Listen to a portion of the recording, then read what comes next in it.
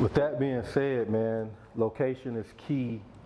What are some of, I guess, if somebody want to rent something versus buying something, what are the pros and cons of renting versus buying, and what do you recommend out the gate? I'm not against buying, but for the most part, if you're gonna rent and you want to have a Kroger, be in a Kroger, a Walmart, or Publix, you're not gonna be able to buy that, so it's gonna be rent.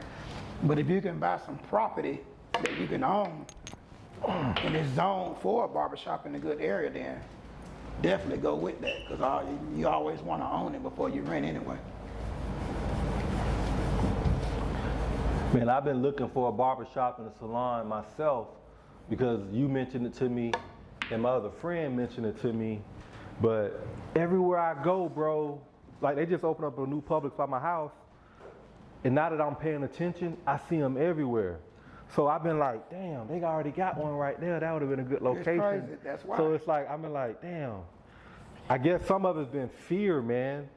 Like it's a lot of competition out there. Like what do you say when to the competition? Well, I don't see competition. So let's, like, for instance, like you said, that Publix, me having 20 shops back in 2017 in one city, I had every Kroger, every Publix. So now, the way the world is, it's a monkey see, monkey do world. Now, that's what everybody doing, but that's what I started with. Now, it's hard for me to find one because I started it now. Everybody getting a shop in a plaza, But, it's just, you got to just ride and not be afraid, because anything I do, I tell people all the time, I be nervous at night. Some nights I don't sleep. Because, in business, it takes one bad deal to mess things up. It can. And, but I learned to just pray over it and do my due diligence, meaning having my attorneys in place, finding a good location. Then I learned to just let God be God, because it got to the point, man, people think being an entrepreneur is easy, but a lot of stress comes with that, so I just learned because once I got on 3 blood pressure pills, man, I said, look, either I'm gonna make money or I'm gonna die, and I don't want to die. I got kids, I'm gonna have grandkids, so I gotta learn how to cope with this stuff and not let it stress me out. And I just learned to trust God, man, do my part. Like I said again, looking for the right location, put me a good attorney in place, and let God be God. And when I start doing that, I sleep good. Now I just travel and enjoy life and just let God be God. Man, you said something very key, man. A lot of people think entrepreneurship is easy, and it's really one of the hardest things you can take on. Because as an entrepreneur, the last one to get paid, you got to make sure everybody get paid first. You roll the dice, you take a lot of risks, and like you said, only take one bad move or have a bad string of months, and the business could look totally different, man. Right. Well, it's like I say, at one point, I never forget, my mom wanted me to do something, and she got mad at me because I wouldn't do it. And I was telling her, Mama, my overhead a month is $122,000. That's when I had like 30 barbershops. I said, who I'm gonna call if I fall behind 2 months? Yeah. I can't call you and ask you for $250,000. You know what I'm saying? So it's like, and the stress with that, man, was I started getting anxiety. Because if I lose a barber and my booth rent $250 a week at a shop, I'm looking at that's $900, that's $1,000 gone. But I got to cover this $122,000 a month. So it was at one point, if I lose a barber, I'd be, oh my goodness, I can't. But it go back to what I just said previously. I learned I had to just trust God. Because in this game, barbers and stylists gonna come and barbers and stylists gonna go.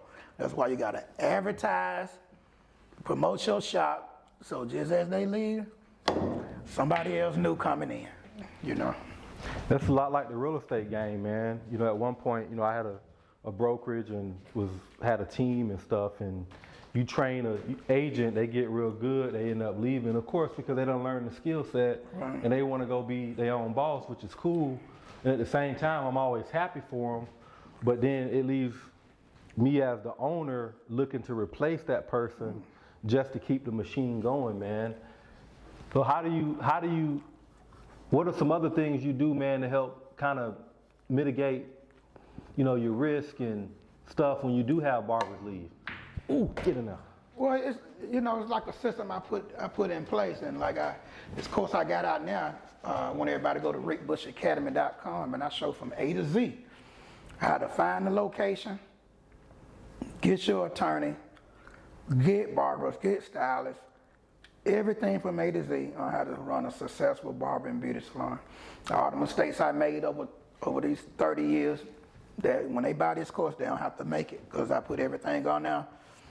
And,